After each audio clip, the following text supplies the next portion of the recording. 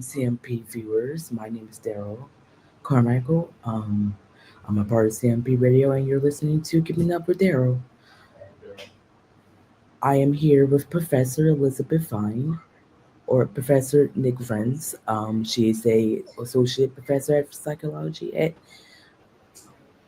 It's Declan. it's pronounced Duquesne. Oh, Duquesne. I'm sorry. Yeah, she's a professor at Duquesne, if I say it right. And yeah, she's also a part the First Science organization. So, hi, Professor. Hi, thanks so much for having me on the show. You're welcome. It's really nice to meet you. So, first question is, what exactly is First Science, and what made you and the team want to get started? Like, how did it start? Sure. So, First Science is a lot of different things, but at its heart, it is an international, interdisciplinary team of researchers who have been conducting research and social science with the fandom for over 15 years now, quite a long time. Um, When the group first started out, it was founded by Dr. Kathy Garbassi, and the name of the organization then was the International Anthropomorphic Research Project, IARP. And we still use that name for a lot of our research and scholarly group. But at a certain point, we realized that we wanted to be doing a better job of getting our research findings out there, making them available and accessible to all kinds of people, not just other scientists, not just other academics, but people who are furries, people who are interested in furry, people who were maybe parents or family members of furries, curious about what is this all about. I'm a clinical psychologist, so I was thinking about other mental health professionals who might want to understand more about furries. If you're working with someone who's a furry, what would be helpful for you to know? So we did some kind of rebranding, and came up with this fur science term. And fur science is really a kind of outreach and information hub for people who are interested in learning more about furries and about the science of furries. We are all coming at it from different angles. We all do different stuff. I trained as a psychological anthropologist and a clinical psychologist, but the team was founded by an anthrozoologist, someone who studies human animal relations. We've got social psychologists, we've got sociologists, we've had people work with us who are experts in business, people who are experts in costuming. So we have people from all different backgrounds who come in and do a little bit of work with the team. So we're all exploring different questions, and we all have different interests. But what we all have in common is that we recognize that the furry fandom is a completely fascinating place, and that we all have a lot to learn from furries.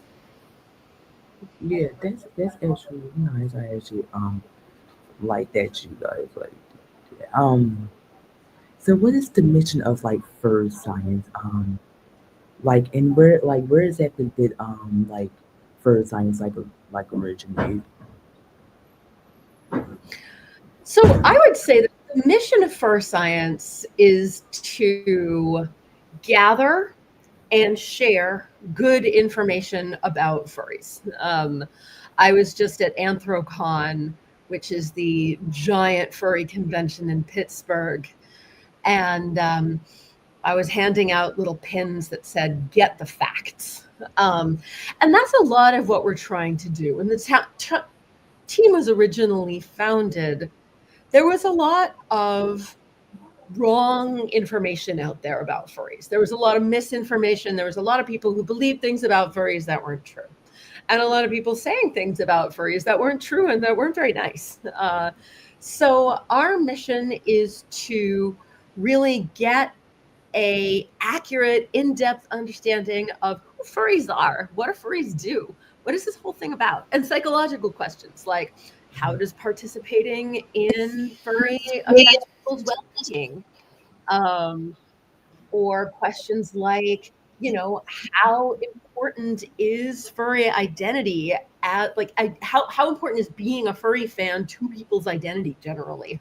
What kind of impact does it have? So our mission is really to get a better understanding of what's going on and then try to make that more widely known. We do a lot of work with the media, like this interview we're doing right now.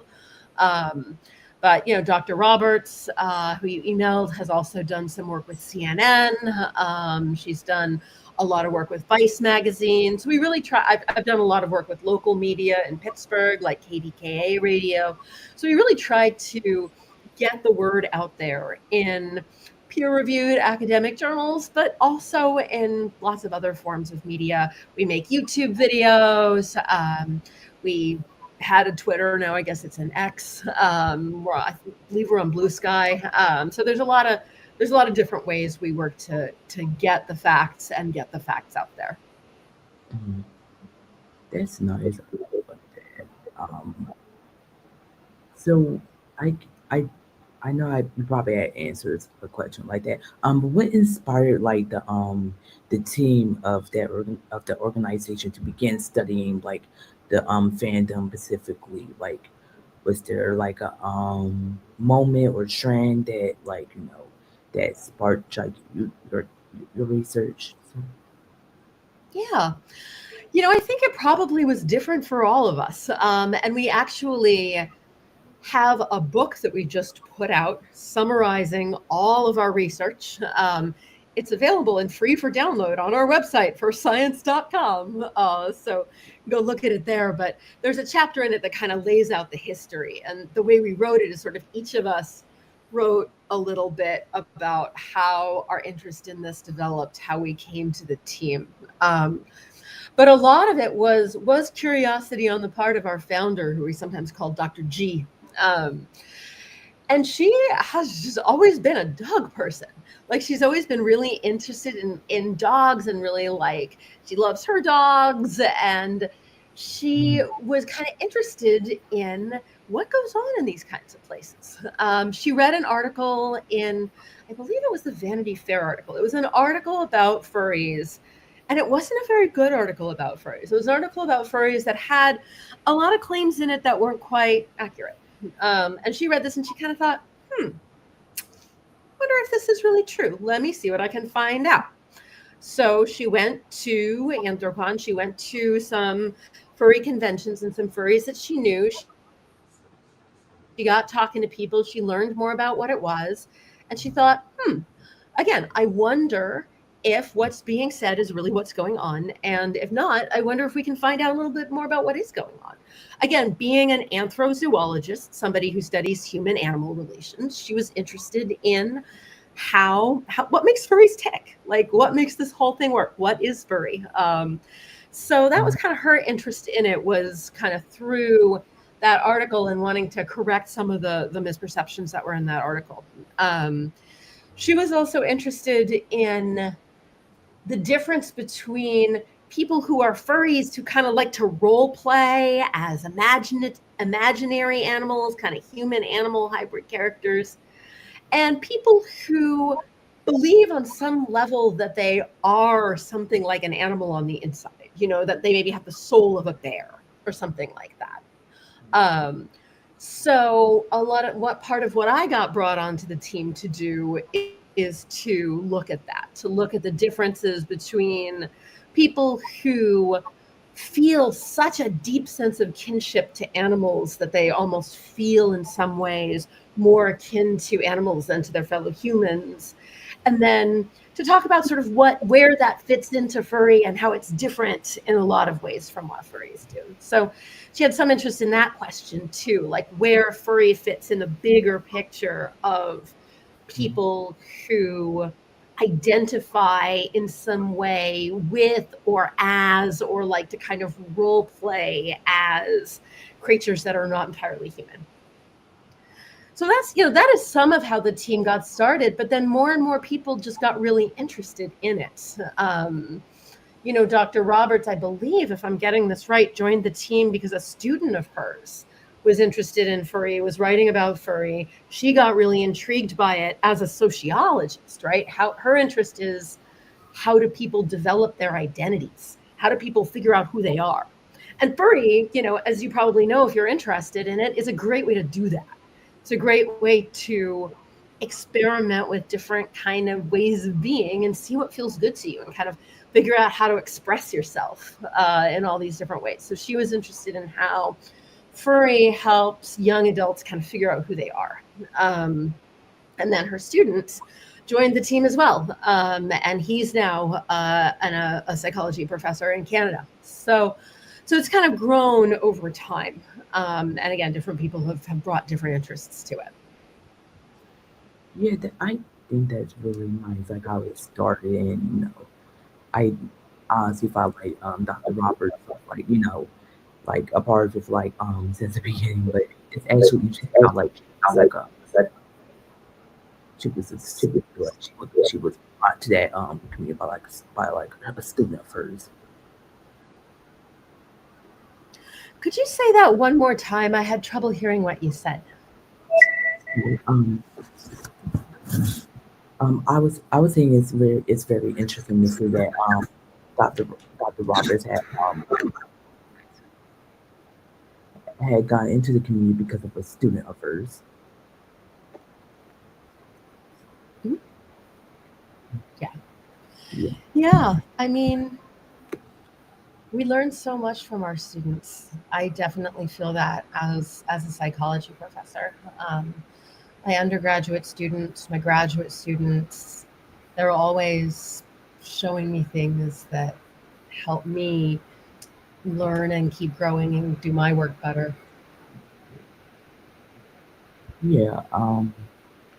So how would you like explain the furry fandom or define it as like to people who may know it only from like its stereotypes or like its portrayals from media.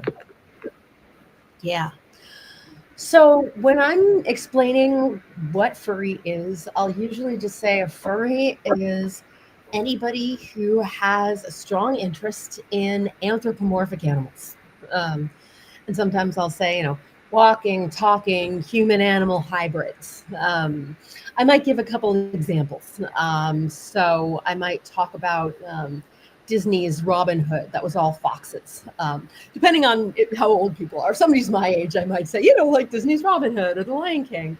Um, or Zootopia is another example of a film that came out more recently. But I might also say, or Tony the Tiger from Frosted Flakes ads or sports mascots, But I might also say, or the kind of characters that you might see in like role playing games or video games or other kinds of imaginative media like that. But I say, there are some people who are really interested in these kinds of characters. And sometimes I'll say, a lot of furries will make up a version of themselves called a fursona. Um, that is basically a version of themselves as a walking, talking human animal hybrid character. Um, Sometimes fursonas are, you know, who you think you are. A lot of times they are who you want to be. So a lot of times our personas are kind of idealized versions of ourselves. People will say, my persona is everything I want to be, but I'm not. More outgoing, more confident, more upbeat, more happy. But personas are also a chance to express things about ourselves. People will say, well, I love outer space stuff. So my persona is, covered in stars, or people might say, oh, I love rabbits. So my persona is a bunny and my favorite color is blue. So, she's a blue bunny or whatever it is. But there's so many different ways that you can kind of express things about yourself through a persona. So then I'll sometimes talk about, myths or assumptions people have about the furry fandom that I touched on this before, but a lot of people think furries like think they're animals or want to be animals. And I'll usually say, There are some people who feel that way, but for the most part, furries are role players. They like to imagine themselves as this other kinds of character. They like to imagine, what if I were, or what if the world were like this. Then sometimes I'll talk about the fursuits. I'll say some furries, have head to toe costumes that they wear, or even partial costumes with like ears and a tail. But then I'll often say, that furries are kind of famous for that because it's so visually striking. But only about 20% of furries actually own a fursuit.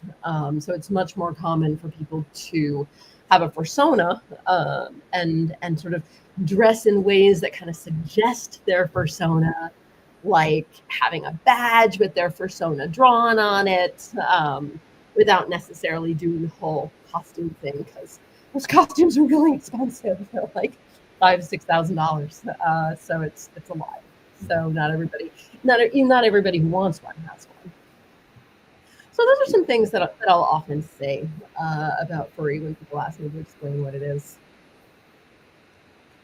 Yeah, I agree. The first was are really expensive. I can say from like a person who is looking forward to get one myself. I might just build one myself instead. I guess. Yeah. Um. And that, I think, is one of the really wonderful things about furry, is that it encourages that kind of creativity. People saying, well, it's expensive to buy one, so why don't I just figure out how to build this myself? Why don't I just figure out how to make something new, create something new, build something new? And I think that's a thing that's really good for people about this community. Yeah. Yeah, I agree with that. I know that you said that you were also a part of the study on like autistic people in the furry fandom. Like give their like perspectives and opinions on it. Could you speak to like the connection between the fandom and neurodivergent individuals, especially those with autism? As to like why do they find like comfort and community here? Like you know, yeah, like what do they think of the fandom as a whole? Yeah. So we've known for a long time, anecdotally, that there's a lot of autistic people in the fandom. It's just kind of a known thing. That's true for a lot of subcultures and communities that are organized around an intense interest, right? Because one of the things that a lot of autistic people have in common is really intense interest in things. And the furry fandom, and other groups like it, science fiction fandoms, for example, are like this too, really run on intense interest. Anthropon is a 15,000 person, all volunteer run event, which is pretty incredible. Um, and that takes a lot of interest to run. So a lot of times, that you'll find a lot of people on the spectrum in communities like this. So at a certain point, we started doing science on it, right? We're like, all right, well, how many? What percentage of furries actually identify somewhere on the autism spectrum? And this can be hard to count because autism isn't this neat little box that you're in or you're out. You like check it off and like, yeah, that's you. Autism is a big category. Um, there are a lot of people who identify as autistic, but have never gone and like had a doctor give them a diagnosis because, again, it can be really expensive, and kind of a hassle to do, and hard to access, and there are long, long wait lists to get evaluated. So not everybody goes through that process. A lot of people get diagnosed with autism when they're little kids, and then they grow up and they change so much that they're like, does this even still apply to me? No. So it's messy. But on the whole, what we found is, depending on how you count it, between 5 and 15% of furries identify somewhere on the autism spectrum. Um, And, that's not a majority. That's not, it's not like all furries are autistic. It's not even like most furries are autistic. Yeah. But that's a bigger number than you'll find in the general population. Like overall, I think about like 2% of people right now are considered to be somewhere on the autism spectrum. So it's a lot more. Um, and I got really excited about that. I've been working with autistic young adults for a long time and really thinking about what helps them build a good life and what helps them find a sense of like social connectedness and community, because that can be harder often for young people who have that diagnosis. So what I wound up doing was interviewing a whole bunch of furries on the spectrum, individually, in groups, in person, online, and just asking them, like, why do you think this is? Like, what is it about the furry fandom that draws so many people on the spectrum? Um, did you leave? What the fuck happened? Wait, wait, wait.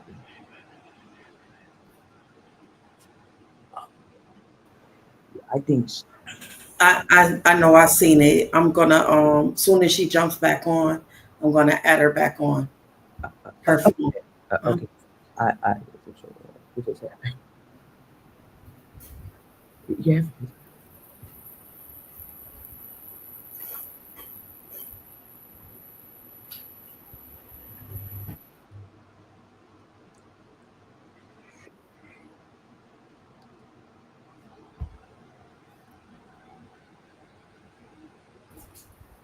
she's coming back in now. Okay. She's setting up her mic.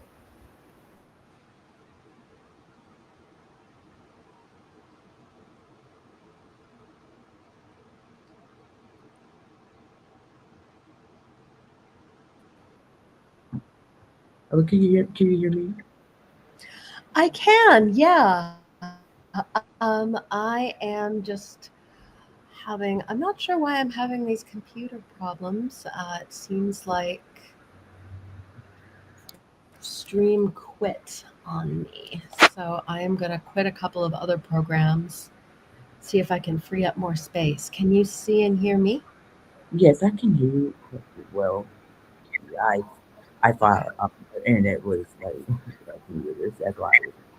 So I think okay. Yeah. All right. I'll quit out of this program and I'll quit out of this one.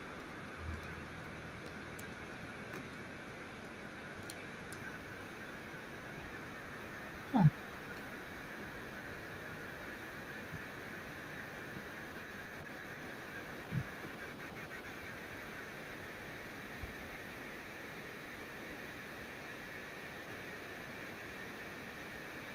Okay. Let's see if that works a little bit better. Am I freezing up or are you able to see me and hear me talk? Yeah, your screen froze. Yeah, Like you're still lagging. Yeah, you're still frozen. Okay. All right. Let me see if I can get my computer working here better here. Sorry, this has never happened to me before, so I'm not sure what's going wrong, but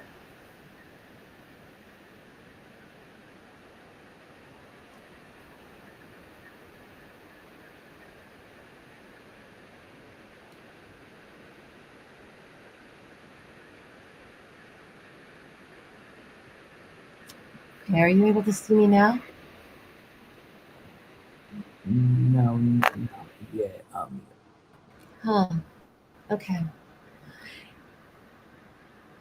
Is this broadcasting live or is it It is live. okay? Turn Oh, I'm your sorry. try to turn your camera off and then turn it back on. Okay. Let's see. I'm wondering how to do that on here. Okay. Camera.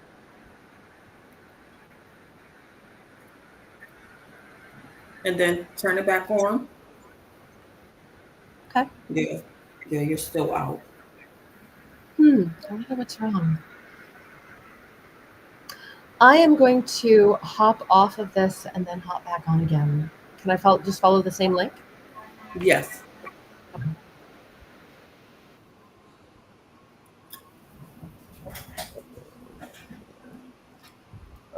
We're gonna go to a quick intermission, and then come right back on. Okay.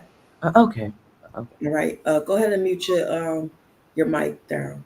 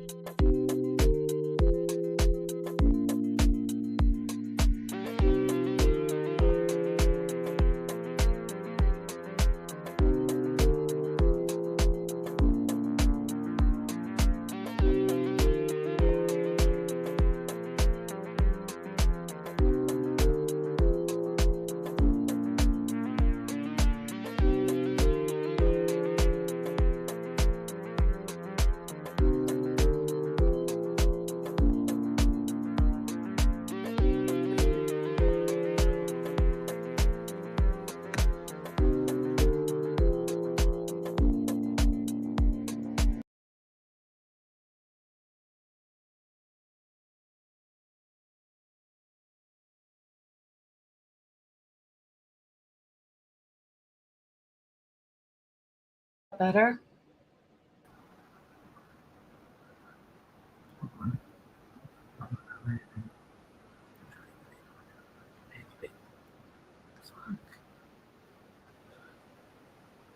What happened? Darell, you're back live. Oh, okay. We can hear you. Okay. Um. So can you just continue what you were saying before you were cut off? Sure. So Is there something in front of your camera now, Professor? let's see. There we go. Okay, There you great, go. great. All right, thank you. Yeah. So as I was saying before, a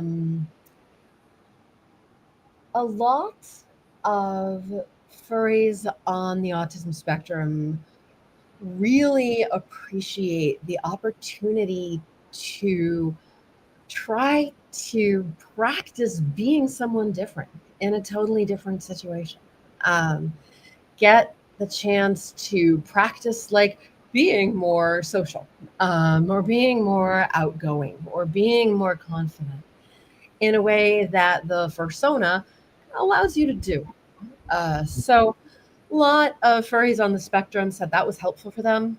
Um, Furry is also, and you probably know this if you're involved in it, it's cool because a lot of it happens online, but then a lot of it happens in person. So you can get to know somebody over like text chat, um, and really get the chance to hear their words and kind of think how you're going to respond, and not have to do a lot of the sort of nonverbal social stuff that happens really fast in face-to-face conversations. So it can be easier to get to know somebody that way. But then you go to a con maybe, or a fur meet locally, and you get to meet people in real life, and you've already broken the ice.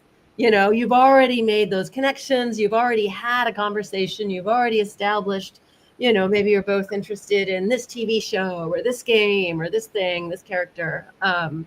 And so it's easier to make friends. And a lot of furries told us that was important for them as well. And then also just the kind of the creative side of it, the way that there's an opportunity to really experiment with all of these different colors, all of these different textures. A lot of people on the autism spectrum are very creative, and they're very engaged with their senses. So being able to um, create things, make art, appreciate other people's art. They get a lot out of that. So those are some of the things that people have told us about why the furry fandom has been such a cool place and a helpful place for a lot of, especially young adults on the spectrum, as they're kind of figuring themselves out. Yeah, yeah, that's interesting. I like that. Like, yeah, how like people with autism and like certain point in general, they they think of this fandom as like I guess as an escape to reality or just like like a community that can they they could be involved in without having like like having stigma towards them. Yeah, yeah, and that's it's when I talk, especially to parents of young people on the spectrum, one thing they tell me is that the stigma makes it hard for their kids. That they'll say things like, "Oh, my daughter has such wonderful experiences at this con," and then she can't tell anyone about it at school because she's afraid they'll laugh at her. And that's hard. I wish furry was not so stigmatized. I wish people were able to take these experiences that they have and bring them into the rest of their lives, because that's as a psychologist, that's always what we want to see, right? We want to see when people have are able to do really well in one place, but they can build on that and kind of bring some of that energy to other places too, and do really well at with their friends in school, or in other hobbies that they have, or other interests they have, or whatever it is. I agree with that. I do too. Have you seen like as okay as a psychologist, have you seen like evidence like in the fandom that being part of it it like helps people with like cope with social anxiety, depression, or like feelings of isolation, things like Very much so, very much so. So some research that other folks on the team did looked at who furries were turning to for social support during the pandemic. And it turns out that other furries and other people in that community were a huge, huge source of support for people, and a source of like social connectedness. And I see it a lot, especially among autistic young adults who are navigating that transition from being a teenager into being an adult. Because it's totally different, right? Like all of a sudden, you're not in school anymore, or if you are in school, it's in a totally different way. College is not like high school. Even trade school is not like high school in a lot of ways. Or you were living with your parents or other caregivers, and now you're figuring out maybe how to live on your own. You've got to find a roommate, you've got to find a job, you've got to figure out all this stuff. And especially for young people who might have been getting some help in school, like getting services in school to help them with whatever they were struggling with, suddenly they don't have that anymore. So it's a hard leap to make. And what I've seen in furry is that it does really help young people make those social connections, make friends that they can get an apartment with, or find people that they might want to date or want to date them, or like all this kind of stuff that you're figuring out at that age. But also, like you said, the emotions, the feelings of depression or the feelings of anxiety. What I've heard from a lot of people is that their friends in furry help them cope with hard stuff. That they've met people in the fandom that they can come to when they're struggling. And often they'll give me really vivid examples. Here was this time when I was feeling really low and I didn't know if I was going to make it, and I was able to turn to a couple of friends or a couple of people that I knew from this community, and they got me through that rough time. or they showed me that I was cared for. They made me feel loved. So I think, yeah, I think it really does help. Yeah, I think so too. So what are some like the biggest misconceptions about like furries or like the furry fandom as a whole that like your research, your and everyone's research in for science help to like clear up? Like how do you know like explain? Yeah, sure. When furry started out, like in the late 60s, early 70s, it was a really niche interest.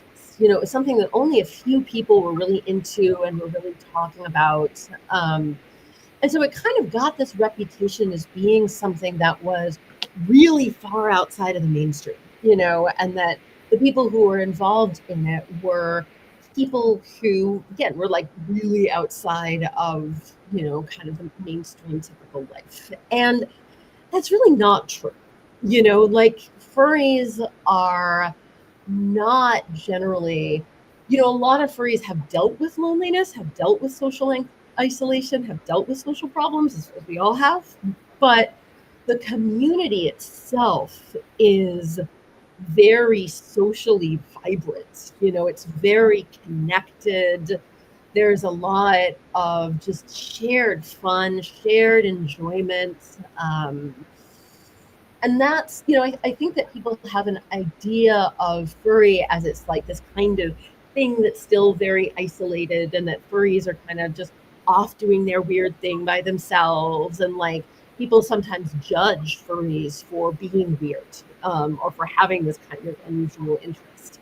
But it's not all that unusual of an interest. Like actually lots of people like to hear about talking animals. I was just talking to a historian who was saying, look at Aesop's fables. People have been using talking animals to teach important life lessons for as long as we've been storytellers. I mean, human animal characters are some of the first illustrations that we found on like cave paintings from the dawn of human existence. So this is not a new thing. It's not a weird thing. It's a pretty common thing, and people can get a lot of joy out of sharing it with each other. um, Mhm. for a long time, also, furry was thought of as being like a sexual kink, sort of a thing that people did for like reasons related to their sex lives. And, I think that's true for any interest that people have. Like somebody's going to bring it into the bedroom, that's not unusual. Again, it's not, unique to furry. But, I think because so many people heard that, I kind of go, what? Does this mean a lot of people have the misunderstanding that furries want to have sex with actual animals, which is not the case. Furries are actually, for the most part, very opposed to human animal sexual relationships because of the consent issues related there, because the animals are not going to be able to consent to it. So it's generally considered animal abuse. So that's not something that furries do. Some furries like to sort of bring the furry aesthetic into their sexual lives, but it's not as central as people were making it look for a long time. People outside the community got very fascinated by that piece of it, and so that piece of it got a lot of attention. So a lot of what we've been doing on the research team is to say, okay, look at everything else that's also going on here. There's a lot more. And when you survey furries, like, what is it that's most important to you about this fandom? Like, most of them are going to say things like the community. They're going to say things like the art. They're going to say things like the creativity of it. There's a lot more to it. So I think that's, kind of clarifying that, I think has been an important part of what we do as well. Yeah, I agree with that. I have heard some cases where like some furries in the fandom were like accused of like like zoophilia and stuff like Mhm. that. And there's actually like a TV show that's going to like explore more on that. Like I guess on like a streaming service like I mean called AMC Plus like on 17th. So yeah, people in the fandom had expressed their reactions to that. Like at first, like they were they were upset that like cases like these are being brought up, and then it's going to sound like the CSI episode, like yeah, again. But some furries think that this is like informational because it's exposing like the crimes that some furries in that fandom like that are accused, like Syphilia has done, and by bringing that up, maybe new information about them, or like can be brought to light, and they could be held accountable for that.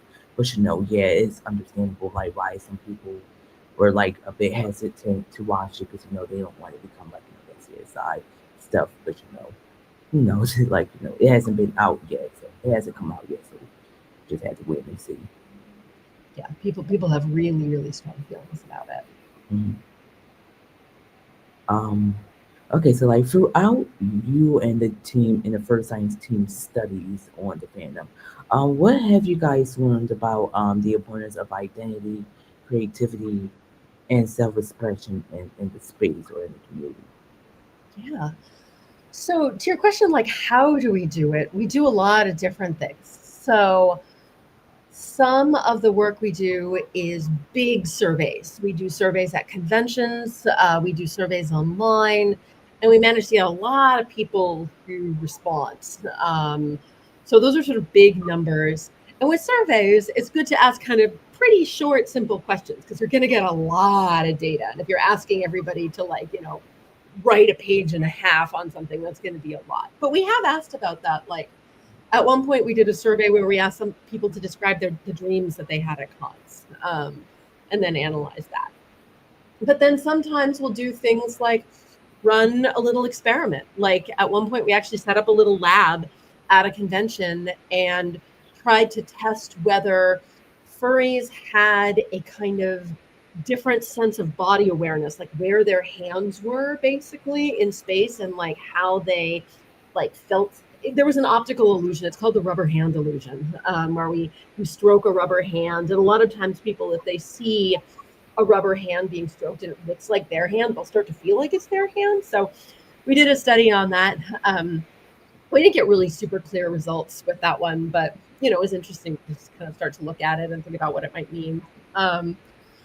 But then, I'll do interviews with people. I tend to be more of an interviewer, and I do what's called ethnography, which is participant observation and kind of trying to understand the cultural life of the community. So I spend a lot of time just kind of hanging out at furry cons and observing, but also observing people who participate in different ways. In terms of what we've learned, a lot of it has been about how participating in furry is often really, really beneficial. People talk about getting a lot of benefit out of it. They talk about getting a better understanding of who they are, but also being able to change who they are a little bit, to be able to become more socially confident, let's say, or to try new things, to try things like singing karaoke in public or dancing at a dance party. That participation in furry helps people um, take those risks in a safe way, and build their confidence a little bit. Um, and it seems to be especially helpful for people who are kind of vulnerable for other reasons. People who maybe are gay or lesbian or bisexual, or people who are trans, or who are still kind of figuring out their gender identity. People who are on the autism spectrum, people who are dealing with other kind of difficult emotional stuff in their lives, people who might feel lonely, or be having a hard time kind of finding their people, finding other people who they kind of click with. So Yeah, it seems like the fandom might be especially helpful for people who are in those kinds of situations as well. yeah, I agree with you that it's nice that you've done those studies. So what does like inclusion look like within the furry community? Are there ways that it sets an example for like other social groups or fandoms? Yeah. So one of the things that the team has done a lot of is comparing the furry fandom to other groups that might be similar. So anime fans, for example, or fantasy sports fans, who, in some ways are really similar, in some ways really different. And, inclusion is different in the furry fandom in part because it's a really central ethic.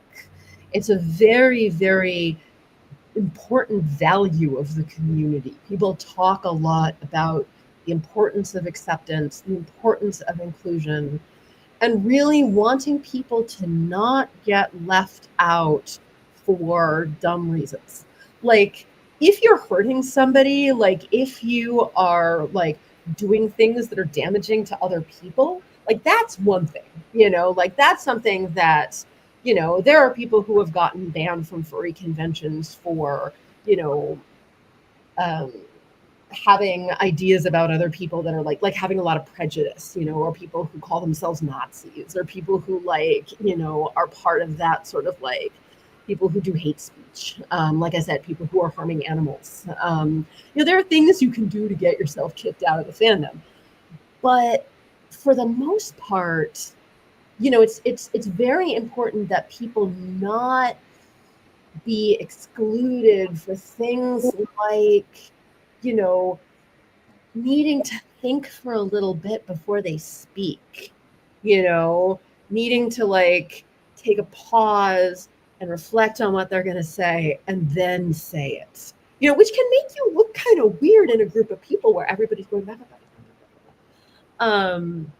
But so like if your auditory processing is slow, or if you sometimes don't know what to say to start a conversation really easily. If you have a hard time, figuring out when to kind of break into a conversation, when is too soon, when is waiting too long, you don't want to interrupt someone and cut them off, but you also don't want to just like miss the chance before somebody else starts talking, or things like, if you're standing a little too close to someone, sometimes it's hard to judge how far do I stand to somebody, and in furry, I think people are more likely to say like, hey, could you take a couple steps back, rather than being like, oh, that person made me uncomfortable, I don't want to hang out with them, so furries are really careful about like not judging people based on things that are not their fault and the things that are not really causing any big problems for anybody. And that's unusual. Like a lot of places are not like that. A lot of places try to be inclusive, but furries are actually pretty good at it. And I think that's in part because a lot of furries have felt a little outside of the norm. Like a lot of furries have an experience of being like, oh, I feel different, or, I don't feel like I quite fit in. Sometimes again, it's because, maybe they're, LGBTQ, or maybe they've got, something in their gender that doesn't match what people see when they look at them, or maybe it's because they're on the spectrum, or maybe it's because they've got this interest that's very stigmatized, right? That people make fun of, or maybe it's just, the same way that all of us have, had difficulty finding our place in life. We've all experienced that, but furries really listen to that and learn from it, I think, and that helps furry be more inclusive. Yeah, I think that's really nice and informative. I have heard of like those Nazi for it's like for example there was like an incident I think a couple weeks ago Yeah, about that happened at Anthrocon. yeah, like first parade there was like a person named Crusader Cat who was like who popped up at the food fans of being uninvited, and yeah, a lot of people weren't happy about that at all. No. Mm. Yeah, so people watch stuff like that really carefully. Like it's yeah, people really try to keep an eye on that. Yeah. Yeah. So how has like for science research like helped influence like the public's understanding of autism and like the furry community as a whole? Hmm. So here is what I hope. I don't know that this has happened yet, but the impact I would hope it would have. So much of the research on autism has taken place in places where autistic people are unhappy. Um, in schools where they're struggling, or in workplaces where, they haven't been able to find jobs. A lot of work on autism looks at problems that autistic people have. And that's really important. And I'm glad that work is getting done. But if we want to build a world that is better for autistic people and for people in general, we all need to also understand what it looks like when neurodivergent people are having fun, are socially successful, are thriving, are connecting on their own terms in places that they choose, not places that someone told them they had to be. Uh, so for me, I hope this research will encourage more work like that, more work that really starts with autistic joy, autistic thriving, autistic fun and creativity. Where is that happening? And what can those of us who don't identify as autistic learn from it? That is the impact I hope the work will have. So far, I think the first science work generally, I think, has gone a long way towards helping to correct these stereotypes of furries as just being kind of unpleasant. This idea that like a fur con is somewhere that you wouldn't want to go, or a furry is somebody that you wouldn't want to hang out with, and like Yeah. to actually show like what is so wonderful about this community. And what is so beneficial for people about participating in it, why they do it. So I do think that now when you look at media coverage on furries, it tends to be a lot more curious, like a lot more people coming in actually wanting to understand, and more accurate. It captures a wider range of what happens at a furry con. And it's more supportive. It's more willing, I think a lot of the media coverage is more willing to say, hey, this is pretty cool, actually. And this could be a really good thing for a lot of people. And I do think the autism work has helped with that a little bit. I think that people are willing to say, well, yeah, sure. I can definitely see how, for example, if you're somebody with sensory sensitivities, if you're somebody who gets overwhelmed when they see too much or hear too much, like, could be great to be in a fursuit, because fursuits block a lot of that out. It's sort of like a big buffer around you. So people are starting to understand that a little bit more. I just hope that, the message comes across that like autism and autistic creativity is a big part of the fandom. But again, it's not all of it. Anytime the media gets a hold of something, it's like, oh, furries are all autistic. No, furries are not all autistic. Like 15% of furries identify with this in some way. But it is, that way of thinking and being in the world has been a big kind of driver and contributor to the fandom. And I think people are starting to understand that better too. Yeah, I think so too. I believe, like, if we could, if we could try to make the fur community like, a safe place, we'll have to moderate it better. Like, try to make sure that people don't like feel like a bad idea of it, because from like the media, like, like Fox News and such, and and like try to see, maybe if like the news stations themselves, like they could, like, try and do more research on it and talk to people that are more involved with it, rather than just going, like, having assumptions, like, about it. Yeah. Yeah, I absolutely agree. Um, so what do you want, like, people, like, especially like parents, educators, and young fans to understand about, like, the positive role that the furry fandom can play in someone's life?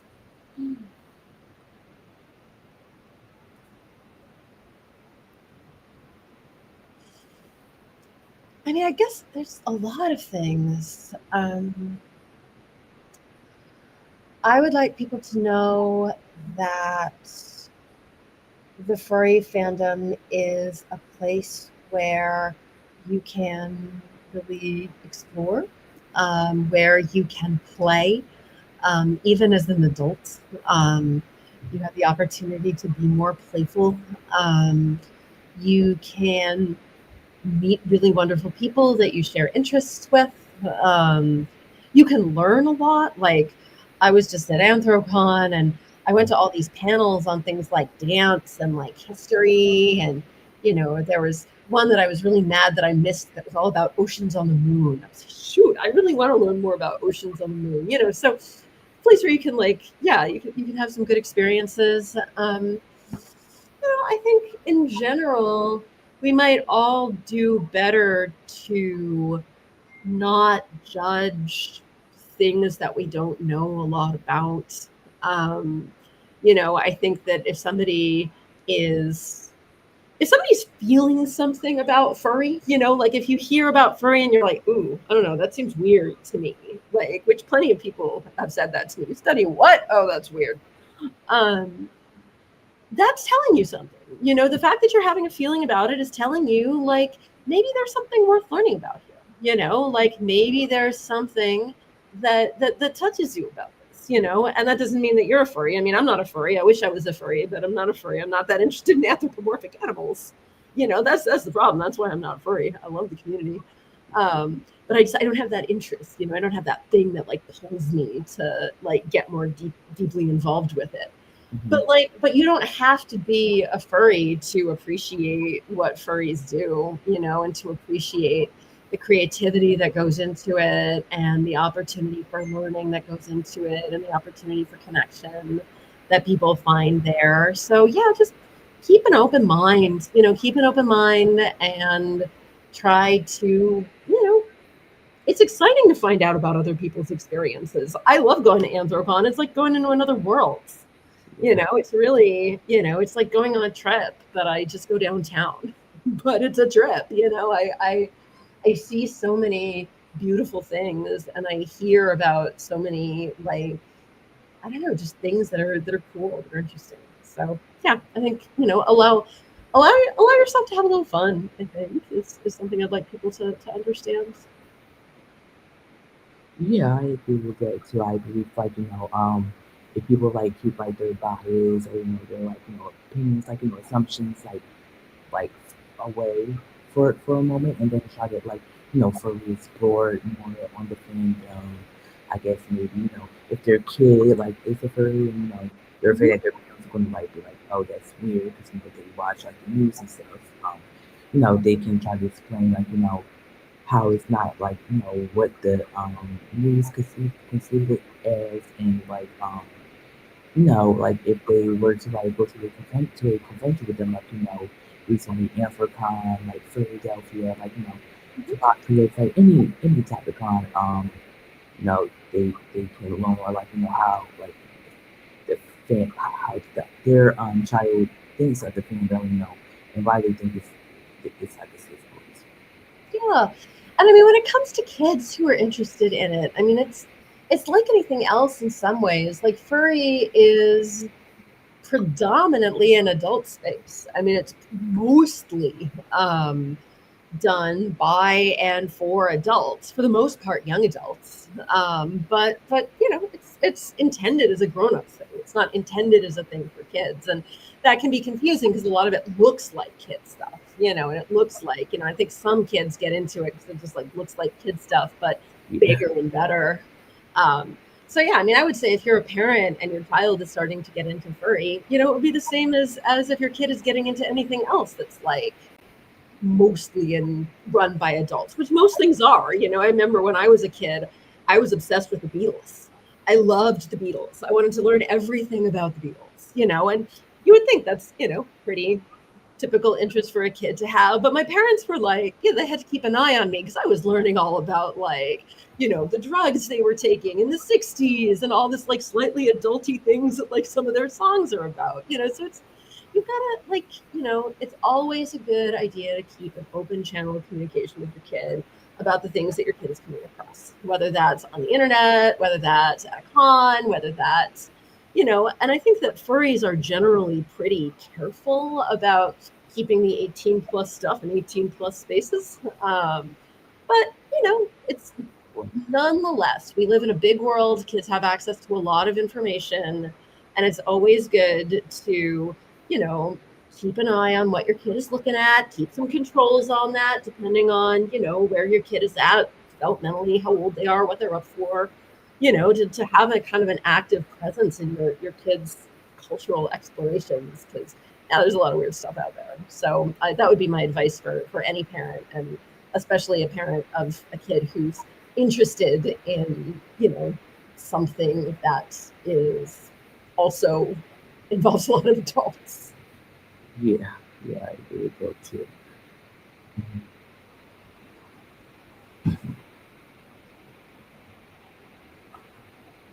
Oh, okay, sorry. So about about like that 18 plus like stuff that have that that's in the fandom. Like there has been cases of like kids and like underage individuals being like affected by that, and they're not being heavily moderated by their parents and such. And once the parents find out about that, it's too late because they are exposed to that.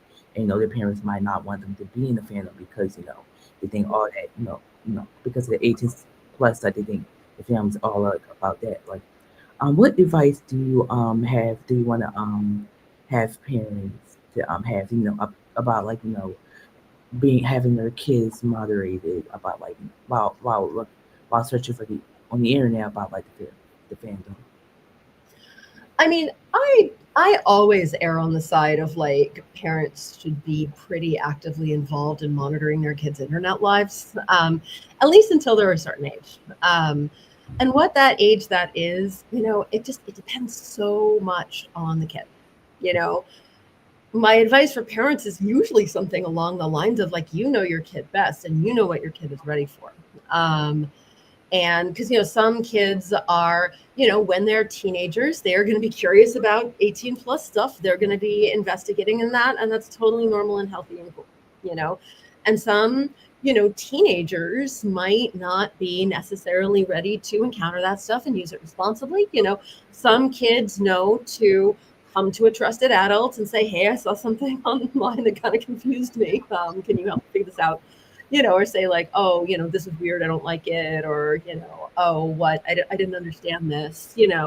And some kids are never going to do that, and they're just kind of off and running and doing their own things. So I think that parents generally should try to get a sense of what their kids are watching, and it doesn't have to be, I'm going to police this, I'm going to shut this down, I'm going to, block this or that. It can be like, hey, what's this about? Tell me about this. Let's draw together. Like, or what have you, show me what what have you seen? Tell me about it. Talk to me about it. What's interesting to you? What's cool? What's not cool? So I think there are ways to kind of keep those conversations going. But it's just a fact that like there is a lot of material online that is available to children that is not designed for children, that does not have their developmental needs or their well-being at the center. Um, and that's just kind of an unfortunate reality of the world that we live in. And so I think for a kid who's interested in furry and a parent who's worried about adult content in furry, you know, in a way, it's like it's an opportunity, to really say, look, this is a space that is mostly for adults. This is something that you are wanting to explore. Like, let's talk about what's gonna make that be a good experience for you, and use that as an opportunity to kind of teach some good habits about being a young person in a very confusing and sometimes overwhelming world of information that is available to kids now. Yeah, I agree with that too.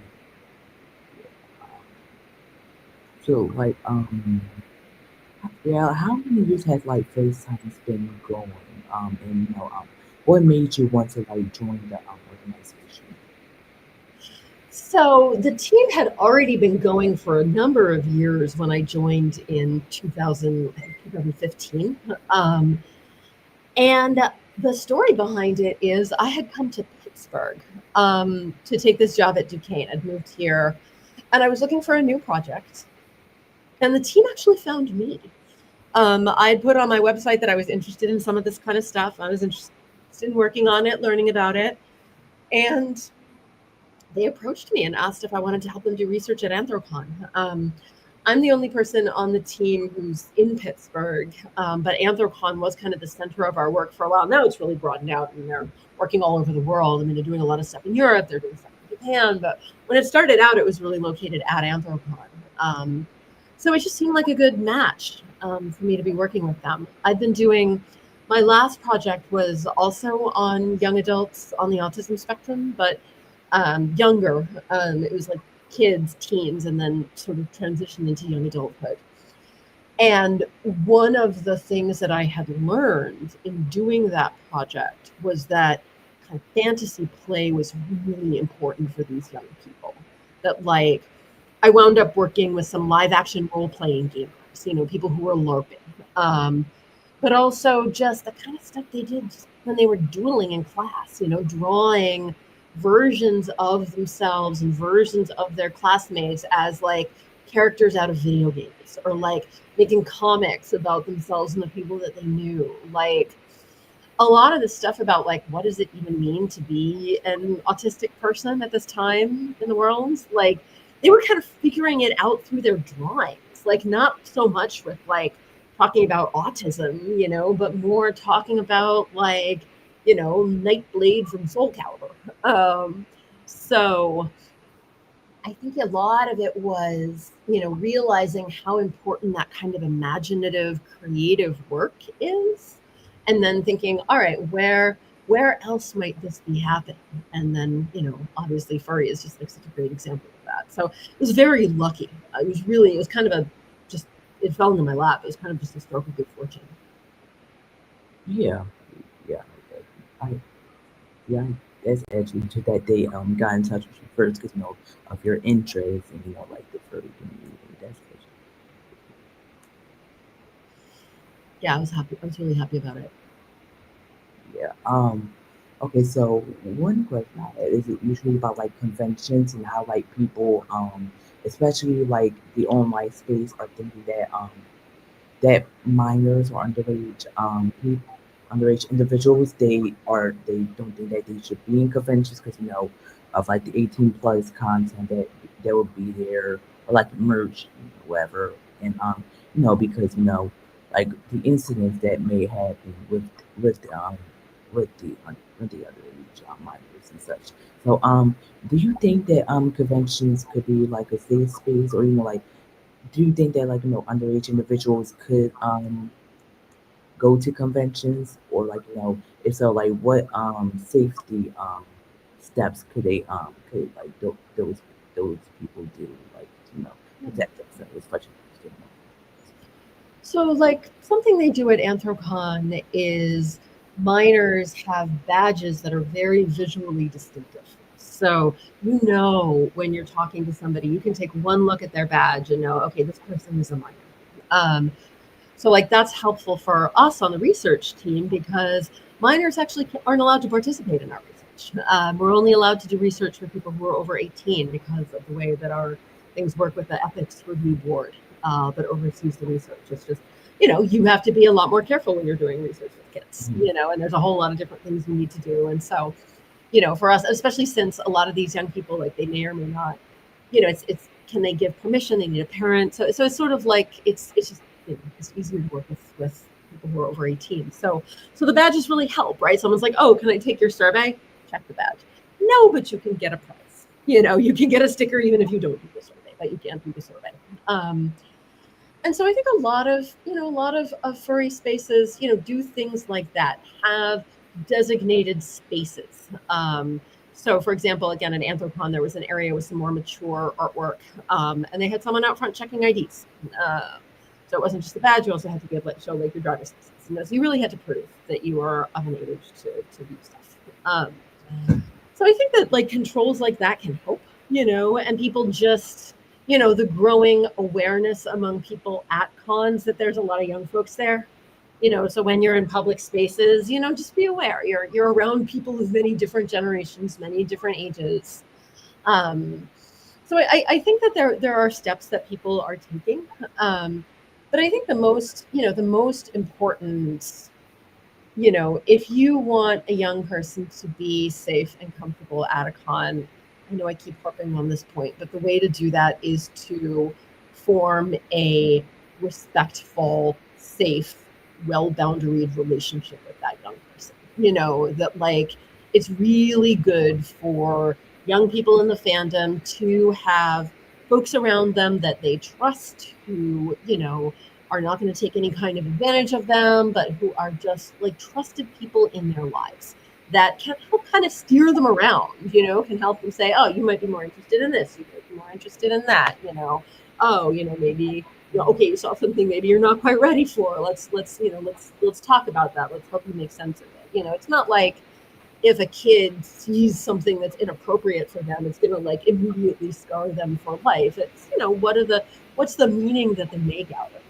What do they learn about it? And so I think the most, it's always a good idea to like try to create spaces that are going to be good and appropriate for the people who are in those spaces. And I think that cons are really working on that and doing a good job with that, especially as more and more like younger people are getting interested in this. But I also think it's the important thing is young people are going to come across all kinds of stuff. And the important thing is that they have people that they can talk to about it who they can trust. I think that's really, really important. Yeah, I agree. That's really important too. So we can make sure that your minds are like they asking you don't get into like the 18 plus content. Yeah. So yeah, another question I had is that with conventions getting like the big ones like Africon, Midwest Midwest Fur Fest, and others are starting to get like really big, and people like are starting like to see that like and yeah, with Africon putting a cap on attendance recently this year, what do you think the future is going to be for like smaller conventions like that don't really get like a lot of attendees, but because like of the big conventions having to put caps on it. Do you think like stuff like that? I really hope so. I remember seeing this happen with Burning Man. How I don't know if you're familiar with Burning Man. It's like this big festival out in the Nevada desert. It's been going on since the 90s, and like it got famous and it got huge, and they started capping attendance, and you started seeing more and more of these like smaller regional events crop up to sort of carry forward the energy of the big events. Big events are not for everyone. My favorite con is actually a little teeny one up a little bit northwest of Pittsburgh called Western PA Furry Weekend, or WAFA. And that's just like, I don't even know if it's 200 people. But it's very like cozy and people kind of know each other and it's really comfortable and like there's not a ton of programming, there's not like a million different things going on, but it's just like people give workshops. I learned how to watercolor paint a fox, like it's fun. So I think I really hope, as you're sort of suggesting might happen, I hope that as the big cons get like super huge with all the problems that come with that and all the wonderful stuff that comes with that, that there's also like more energy kind of pouring into these smaller cons, smaller events, because there are plenty of people who are not going to fly to Chicago to go to a giant convention.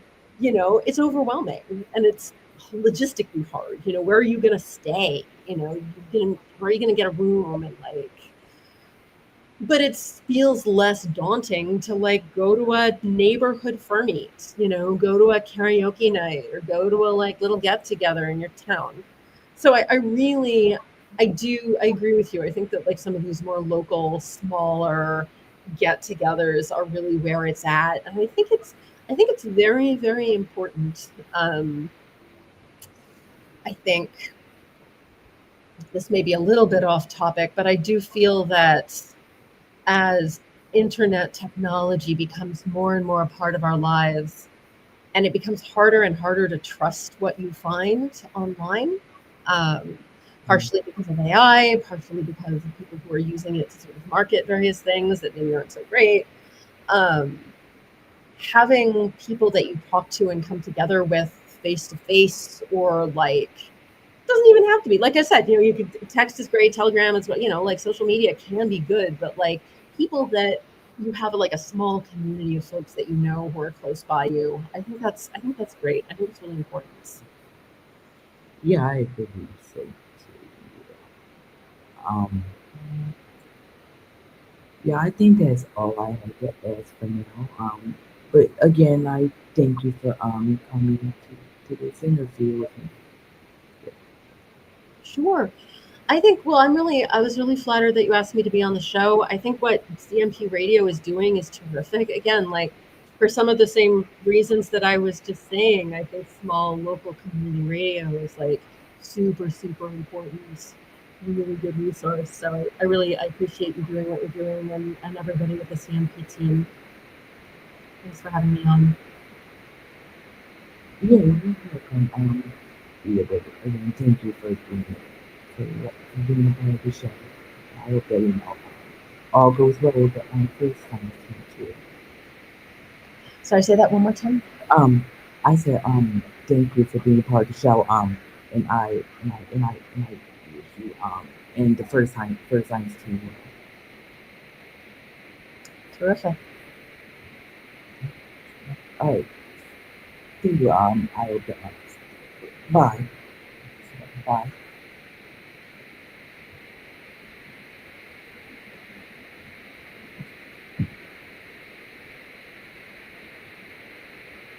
See you.